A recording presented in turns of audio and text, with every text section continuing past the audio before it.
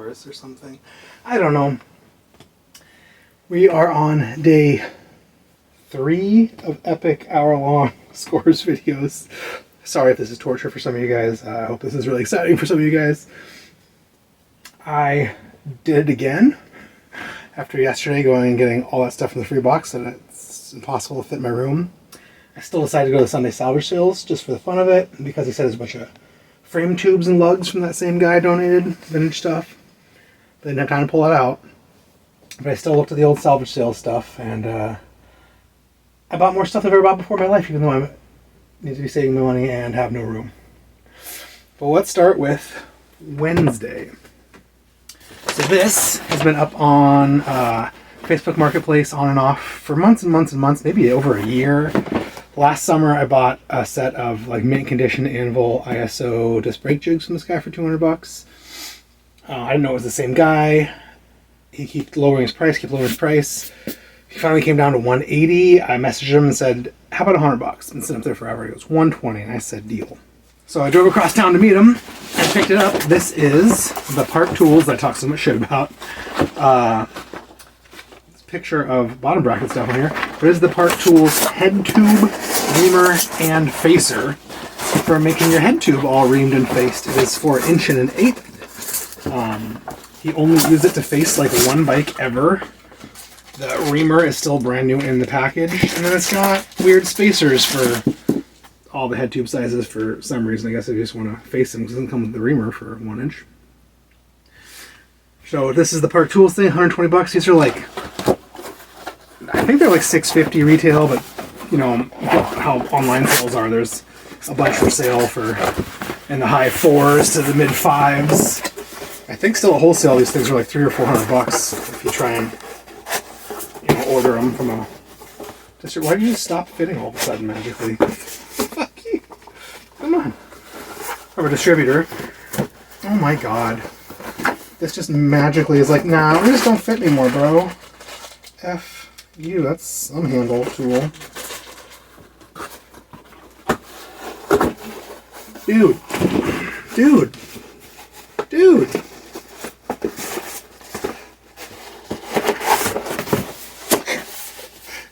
So I got this big, fancy, expensive. I have the vintage Cobra toolkit, and it is it's got all the 1 inch stuff for JIS and ISO, so no problem. Of course, I got it closed up the instructions for JIS and ISO, but I didn't have 1 1/8 stuff. I really don't do a lot of that, but I do some of it, and I need the tool, so I got it. I'm happy about it. Went to the salvage sales, and there was not much. Oh, that's a lie. Okay. They also called me in on Friday to work a shift at the CCC, and so I got some stuff. So I got the manager pointed this out because he knew I'd want it. He still charged me double what I wanted for it, but I still got it. My chips and salsa, I forgot all about them. Those are 4 or 5 days old now. But this is a donation. Someone bought a nice old frame or something and stripped all the parts off. This is a mint condition 105 group. The hoods are nice. The stickers are all there. It's all clean. Stem. Look at these cranks. The cranks have like 0 heel rub. You can still see the logos, like no wear on the chain. Correct pedals, like no wear, and straps. It's 105, so it's not actually very valuable. No one cares, but it's the whole group other than the wheels, which is a shame, but it does have the Shimano freewheel, the Shimano bottom bracket, chain, derailleurs. Everything is minty shit, down to shifters. Mint in here. I offered him 35. He said no, and I was afraid it was going to be too much. Then he settled on 50, and I said fine, just because I'd already wanted them. I wouldn't have cared normally. I bought bikes this nice for $50 from salvage sales. So I don't know why I got to pay that much for the whole group, but I did. I really need to check and see if I have any money left in my bank account for rent. That's due like tomorrow. So I got that. Then one of the other kids who goes to salvage had this old bike and had some problems. So he's like, hey, do you want this? You can fix it up. I'm like, yeah. But only because I saw it has these Diacomp 284 levers on it. These are my favorite levers. They were also used on BMX. Ah, spider just fell off. Get out of here. I get like $80 for these on eBay. I really do. These have a weird barrel adjuster I haven't seen on them. I don't know if that makes them worth more or less. Might make them work way less. Maybe they're not the ones BMX kids want. And you know, it's got some crappy thummies. I like thummies for everything, so I'll save those. I just cut the cables and just pulled the bar and stem off for these levers and left the whole bike there. I think I hurt his feelings a little bit, but I'm like, he goes, I thought you'd want these for parts. And I said, I do. These parts. Then I went inside the salvage sale and there was nothing really new, really, except for these things. And these brakes. But at first I went to the, where did I put them? I didn't even bring them down. The free box had a set of Velo Orange Zeppelin fenders in there. They're probably 700C. I'm hoping they're 650B. There's no hardware or stays, but that's cool. They sell that stuff separately. There's one bit of new stuff out there with some brakes in it. So another set of these silver Tektro Arnex brakes that I didn't even open up or anything. They look complete with the proprietary bolts. At least 2 of them. It's worth whatever I paid just for those bolts. Even though, oh yeah, all 4 of them are there. So silver Arnex. Got cool stop pads in good shape on them. The correct hardware and bolts. Everything these guys sell is missing everything that makes them functional. And then they take something like this with all the hardware to the salvage sale and sell it to me cheap. I got a set of the Cane Creek version of these. These sell way better than the Tektro ones. They are missing the bolts. I think I have another set where it still bolts off those because no one cares. This is a cool one I wanted to look at. Here's the set of the early Dior ones. They're not super valuable, but they have all the bolts and they're not too crusty and whatevs. These ones I grabbed because they are, it's got I've never seen that before, an old chunk of cable housing tied to a knot to keep them all together. So that's cool. These are some old Diacomp 986s. And they look complete other than the bolts. It's the other pair also with a big housing knot. And they've got the springs. And it's missing one proprietary washer for the adjuster. Come on, man. It's got one straddle cable, one straddle cable hanger, 4 bolts, but only 2 of them are different than the other 2. And is missing one piece of hardware. Guys love saving stuff and losing something that makes it worthwhile. I might be able to sell these as parts to somebody else who's missing some hardware. They're pretty clean, or sell these as a fairly clean set to somebody who's got a scruffy set that they can rob the hardware. But that's the way it goes, a non-functional set of brakes. Wah, wah. The same kid who gave me this white bike also said that this was at the swap meet. He brought it, he brought it up. He's like, oh, my neighbor put this out for free. I don't want it. Do you? It's kind of scruffy, but it's Shimano 105 8-speed stuff. It's a crank set. It's the brake set, missing little dust boots, and a derailleur set. I said, for free? Sure, I'll take it. Somebody give me a little money. The CCC decided to go through their bash guards, apparently, and put them all in the free box, so I grabbed them. Here's like a carbon fiber one. I don't even think this is aluminum. I think this is straight up just carbon. I can't really tell. 104 BCD little mountain bike one. It's kind of cool. Another one of these Salsa 130 44 tooth max. It's easy to get 20 bucks for those. Sometimes I hold them and try and get 40. And then here's like a whole bunch zip tie together. Oh, reusable zip tie. Lovely. This is just a black, no-named machine one, much like the Salsa. It's thinner, but it's got the machined-in lip I like for the chainring bolts. 5-bolt. Looks like 130 BCD. Here is another one. This is a BBG. This is that guy here locally who hand makes these and sells them. These were super hot for a minute. I saw the sticker from River City Bicycles for 20 bucks. I think these are like 40 now. I think they're like 39 now. But that's cool. This guy was clearly a cyclocross racer in the 90s. Another cool one. WXA 104 32 to 36 tooth 104 4-bolt mountain bike thing. Thin aluminum. Cheesy weird silver one. I love it. I love bash guards. I just love them. I love making one buys. Here's another crossing guard. Oh, this one's a 110 BCD for 44 tooth max. So I got the 130 and the 110. One of them's a little warped. Not sure if it's this one or it's OMG or whatever. Another Salsa crossing guard, 130/44. I think BMX Gary found this in different piles. Oh, you like these? You can have it. I sure do. Here is a set, weird little 5-volt spider. I don't know if this is a kid's bike or something, but it's got the outer bash guard in a normal BCD probably. Single speed together. I don't know what this is for. It's a weird steel ring. I'll probably just steal these chain ring bolts in this outer bash guard because it's a weird steel ring. It's probably a kid's bike thing or something. And here's another one. Oh, this is like for like an internally geared hub or something. So it's an inside and an outside bash guard and the ring in the middle. So you can put them on there, have your chain not pop off on the inside or outside. That's cool. Someone's going to want this. So, I mean, my free box scores are my favorite scores of the day. I found this. I grabbed it. It is some weird clip-on arrow time trial bar. I think I'm going to drill 2 holes in this and get a piece of stretchy hose. Make a wrist rocket out of it. That might be fun. Pew! Or, you know, I might put it on eBay first just to make sure it's not something someone's looking for and worth money. But this Callaway stem, or Union Callaway stem, was there last time. It is insanely clean. It's silver. It's long. I got it. This was in the bottom of the saddle bin. I dug all this stuff out and asked them what they wanted because I thought they might want real money for this Co-Motion bike behind it we'll look at. And he said $150. I said, with everything? He said, with everything.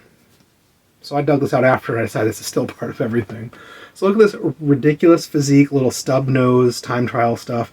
Time trial saddles bring me like $80 minimum on eBay every single time. People are still doing time trial stuff. They still want deals. So I grabbed it. It was in their $5 bin. This isn't a bin in a rack, so it wasn't even part of salvage. I went and grabbed it anyways. They saw, they did not care. It is the bigger like takeout Portland Design Works basket. It's big enough for like a takeout box. 6-pack real easy. It's still got the U-lock holder. It's got the 31/8 bar clamp. I think this thing's adjustable too. You get it the right angle you want. It's like goes. This part goes like under your stem, and your bars go through, so it's pushing up against your stem, so it can't sink down. It's pretty cool. It's got the bamboo bottom. It's medium, kind of heavy. It's not too bad. It's got this big circle with rib nuts on it for reasons I do not know. Maybe this is a light holder. Strap your light on, maybe upside down, I don't know. Either way, if I did that, I think I'd probably flip this whole bamboo panel around so this is more up front. I don't know. It's cool, I've never had one, I got it. So that's the basic stuff. Oh, I just washed this Comfort last night, so their stuff was so dirty, and now look at me. Look at me set a bunch of bikes and frames and greasy chains all over it. We also went over to Bike Farm. I looked around and they have this set of Nitto Pursuit bars. I measured them. They don't seem to be bent. They measure 42 center to center. Pretty well. They're barely scruffy on this side. Probably because I think these are 26.0. So I'm probably trying to get them on 25.4 stem. And they're 42s, nice and wide. Pursuit, time trial. I think you really only get $25 for these used, but they charged me $15, but whatever. I got them in good shape. And then I bought these bikes and an idiot. These bikes were all donated to the CCC. I saw them. He knew I wanted them. He was trying to sell them for too much money because he knew I wanted them. So I thought they're nice. We have different ideas of what's nice. This is, it looks to me like an 80s Co-Motion. Maybe it's 90s. An 80s group on it. It's probably 80s. It is campy C record era. Probably chorus or something. I'm not really sure. So it's got the Starfish, like C record style cranks. It's got a braze-on front derailleur. It's got a little rear derailleur. The frame's got some chrome on it, like an 80s bike. Shimano dropouts. It's blue paint. The paint's kind of rusty and spider webbed on the top from sweating on it. It has this hide carbon fiber disc back wheel. These were hot for a minute. I don't know if they still are. I'll try and put it up for sale separately. I'll put this campy stuff on eBay separately. It's got the campy brakes. Apparently this was a road bike he tried to time trial. It's got a fancy leather Italian time trial nose down saddle. I bet I'll get at least $80-90 for that. It's got this gold Rolf front wheel. I will put this on a fixie or something. That's cool. It definitely has campy, like down tube, bar endy, weird shifters and weird, horrible arrow bars with other weird, horrible arrow things. It is a lot. But Commotion's a cool brand. They're a handmade brand down in Eugene. So they build on their own name, Commotion. They also do a white label for a bunch of other frame builders, like a lot of frame builders, they get too busy designing bikes and dealing with customers. They stop building frames as many other companies build their frames. And they go to, like, instead of handmade custom bikes, they go to like small batch custom bikes, or this is the model I do, like pick your size, and they'll have Commotion build their bikes for them. But it's pretty cool. I haven't even measured, see what size it is. I haven't even inspected to make sure it's not junk. There's also this old GT that was there. It has the headset apart for reasons, missing the stem. It's got the fork, it's 1.1" threadless, triple triangle GT. It's got an 8-speed XT rear derailleur on it. It's got LX rear brakes, like 8-speed, front derailleur, and LX 94 BCD cranks. I can get $45-50 those cranks. I'll get $45 that derailleur.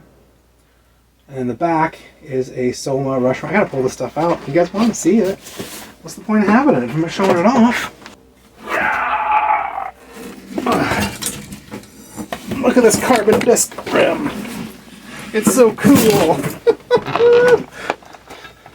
Okay, out of the way. Little GT. Someone else wanted to buy the fork, and I was like, dude, don't separate the fork and the frame. It's all matchy and nice and usable and buildable.